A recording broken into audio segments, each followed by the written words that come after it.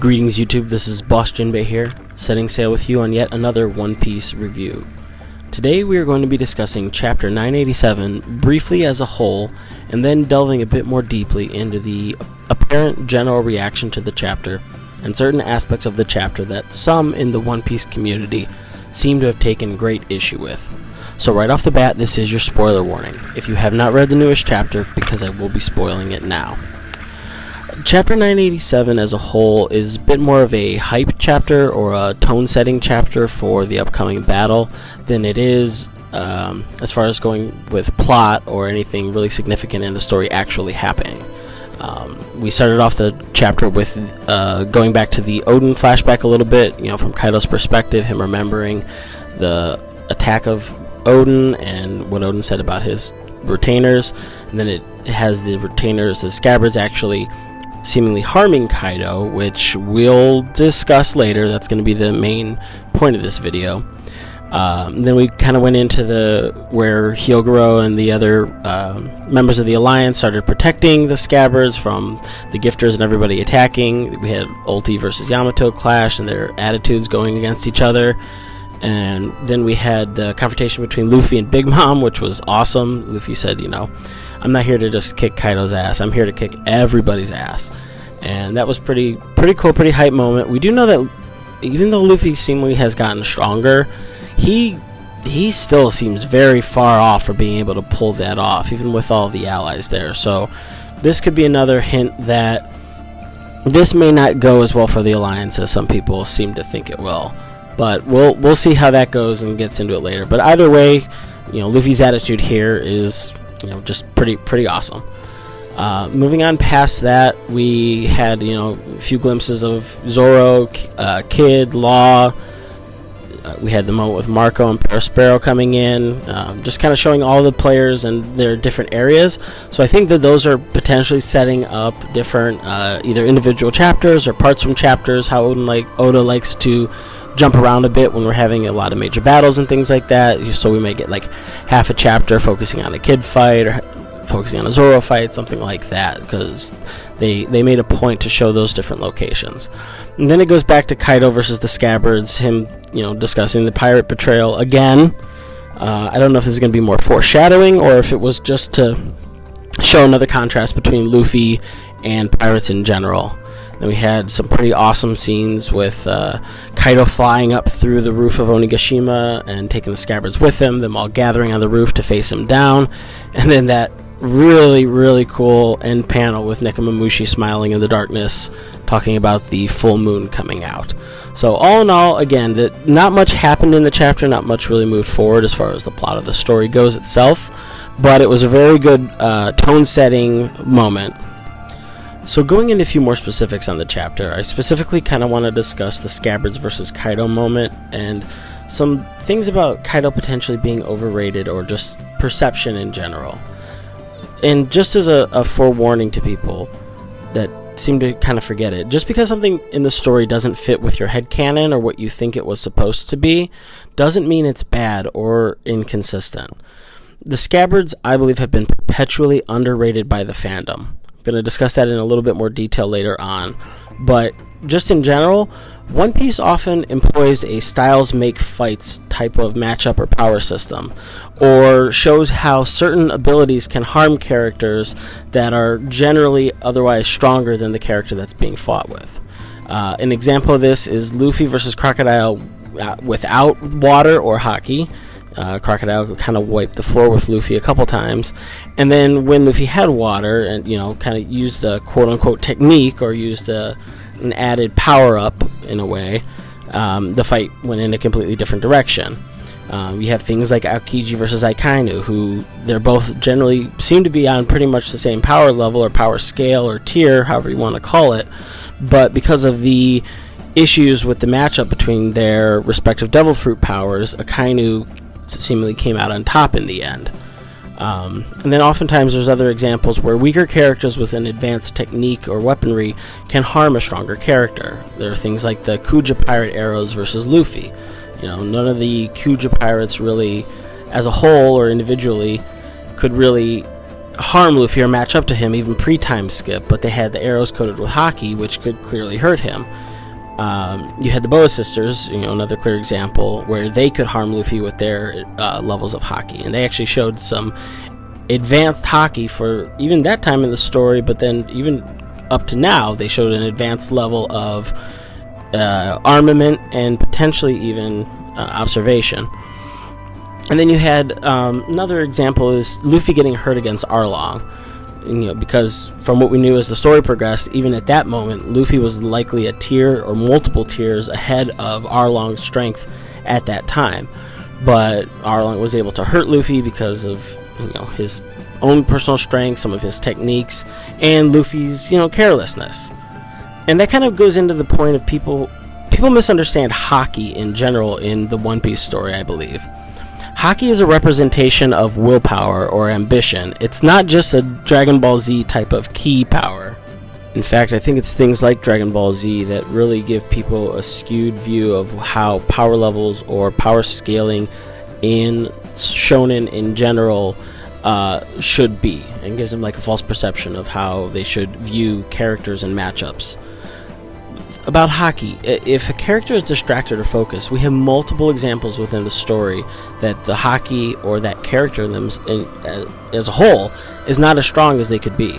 The prime example of this is Squard and Whitebeard, where Squard was able to harm Whitebeard because Whitebeard was trusting, he wasn't paying attention, and he was old too, so you could tell like throughout the war that his haki wasn't where it should be, even though haki wasn't as fleshed out as a concept as it is now. But that's a prime example of a character who is significantly stronger than the person who harmed them being harmed because of emotional factors outside of just the character's true strength.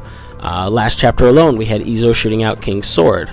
Now I believe that Izo individually among the Scabbards or among Whitebeard's commanders is underrated because he was the 16th division commander, which we all know that the 1 through 16 isn't exactly a 1 through 16 power scaling or ranking for Whitebeard's division commanders. Marco is probably the strongest at number 1, but as you go down it doesn't mean that 13 is stronger than 14, etc., etc. But Izo shooting out King's sword, King was distracted. The Scabbards got the jump on Kaido and his commanders in general. So even though they're in a similar tier, that is another example of a character who should have been able to stop something or prevent something from happening, being harmed or being attacked by somebody who's probably weaker than them, but because of a distraction or emotion, again, was taken advantage of. And then another clear example from a pre-time skip again was Marco and the commanders being distracted by Whitebeard when he had his heart attack, and having the various admirals and opponents they were facing get a jump on them and harm them more than they probably should have been in that moment had they not been clearly distracted. Whether they could have used their haki to prevent some kind of attack, or again because haki wasn't as fleshed out at that time, still they should have been able to better prevent the injury at that time that they ended up being harmed with, or how Marco got hit with the Sea Prism handcuffs because he was distracted. And just going into some more stuff about haki, advanced techniques are just that, they're techniques. So advanced level of armament haki, like the quote-unquote Ryo, or the the third level of armament haki, however you want to describe it, where you can harm somebody through their outer barrier or without touching them, that the Scabbards did seem to demonstrate in this last chapter. That's a technique. It's there's never been a definitive if you have more haki or if you have stronger haki it unlocks these advanced techniques. There are certain techniques that can be learned. We've had characters with general weak overall haki that can demonstrate these kind of advanced abilities. When Kobe initially unlocked his haki, his observation haki, he had a unique ability to hear the inner voices of people as they were being harmed. Similar to Isa, who, nobody thinks Isa has really strong haki or anything like that, but she could hear the voices throughout the island, similarly to Enel's mantra, or haki. So you have examples like that, or Hattori, being able to kind of seemingly his ability to read ahead moves and attacks did seem a little bit farther along than just than just reading ahead on the moves like you see with some regular observation hockey. He did seem to be almost peering into the future again. So, and whether there's a distinction in that between what Katakuri does with his true future sight, or whether that was just a strong version of an observation hockey, it still shows that character with quote-unquote weaker general overall hockey can demonstrate these advanced abilities. So all the scabbards having the ability to do the piercing hockey, or maybe not even all of them, but many of them or some of them, and then just combining their strength together. And then there's also the concept that Rayleigh explained when Luffy was flashing back on his training with Rayleigh, where hockey blooms in battle. People often use this to justify Luffy getting stronger during a long fight, but there's no reason it can't happen from an extreme level of focus or emotion leading up to one attack or one focused attack, like we have here with the Scabbards versus Kaido. Finally, I just want to talk in general about the Kinemon and the Scabbards being underrated, and this moment actually possibly being foreshadowed. These are 9 commander or pseudo-commander level characters in a concerted attack against somebody. I think there's almost no character in the story where that couldn't harm them, especially if they are distracted or have some kind of emotional baggage that is allowing an attack to reach them or go through. Like we had with Kaido flashing back to Odin, and they had a lot of emotion going into the attack, and Kaido had some emotion dealing with the attack. I think this has some echoes of the Straw Hats versus Oars, or even potentially the Straw Hats versus Kaido in the future. Your 9 characters going up against one seemingly overpowering force. I'm not going to discuss it too much as far as plot reasons, because that can often be considered a cop-out or weak justification. But Oda does does care more about narrative than true consistency with some of the power scaling or power attacks and things within the story. So sometimes if he introduces a character that may seem to not be of a certain strength level and then gives him a bit of a glow up or a bit of a power boost, or just left things more ambiguous than I think we remember, and then so we interpret it in a certain way, when in reality Oda left it very broad and up to interpretation so that later on he could narrow the focus how he wanted to. And I think an example of that is somebody like Izo, where Izo pre-time skip we thought 16th division commander, probably pretty weak, blah blah blah blah blah, and then now he's one of the Scabbards and seemingly is closer to like a true, what we would in the community consider a commander level character. And in our heads we still have this perception of him as the 16th strongest or 17th strongest or whatever character on Whitebeard's crew. So those are kind of things where Oda never said that in the story, and even though we interpret certain things that Oda puts in the story in a certain way, does not mean that those are canon, or does not mean that that is what was intended or what is set in stone for those characters. Something like the Scabbards, Herman, Kaido, again, for some of them they had 20 years of training and experience that kind of helped them grow as characters. I would say someone like Doji may be slightly stronger than he was in the past, or he may be on a similar strength level just because he might have let himself go, gotten a little weaker mentally, things like that. But someone like Denjiro had 20 years to train, and even though he has this perception of being this bit of a weak character and things like that, we all saw the neck. We know that he's a bit of a swole boy. So, and then with some of the characters that jumped into the future, they didn't have that training and the experience to draw from, but the pain of what happened with Odin and Kaido and everyone's attack is fresh to them. It's only been a couple of months to them, so they're able to draw on some of that raw emotion, I think, and that can also give them an extra level of hockey, or like their will or their anger, their emotion is driving them stronger in this moment than for the average character. And I think the community as a whole has consistently underrated the Scabbard since day one. I've been trying to go through and think about it, and I don't remember a moment where any of the Scabbards had a major shameful or destructive L since they've been introduced. A lot of our discounting of them was headcanon or just assumptions about them. Kinemon is the most prime example of this, but just going through some of the Scabbards and the level that they've been demonstrated within the actual story. You have Ashura Doji, Nekomamushi and Inuarashi have all been compared up against Jack and to be either close to his level or shortly behind his level, but they've all been, that's a third commander of a Yonko crew, quote unquote, and they've all been more or less on par with him or almost on par with him. You've had Denjiro shown to be, a matchup for Zoro. We take that clash where he blocked and protected Orochi, blocked Zoro's attack. It's like, you see that, and the perception is, okay, this is a character that's kind of, on par with Zoro, and we all consider Zoro pretty close to a commander level at this point. Kiku low diffing Urashima, the sumo champion. I mean, I know he's a bit of a goofy, dumb character, but he's considered one of the strongest characters in Wano, or at least one of the strongest, like, samurai-ish characters in Wano, and she pretty much low diffed him. So, we've had these displays of strength from the scabbards without major L's throughout the story, and yet we consistently regard them as something less than I think that they're supposed to be. Maybe because we didn't consider Oden that strong, or some people didn't consider Oden that strong, but if Oden is close to Yonko level, which his matchup against Kaido seemed to demonstrate he could have been. He clashed with Whitebeard, he clashed with Roger, he clashed with Kaido, and he fought Kaido.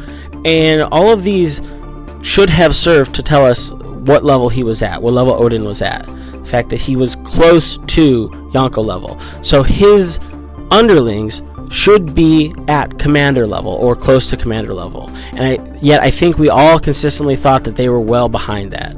Ashura Doji and the other members of Curry, but especially Doji, went toe-to-toe with Oden throughout the night.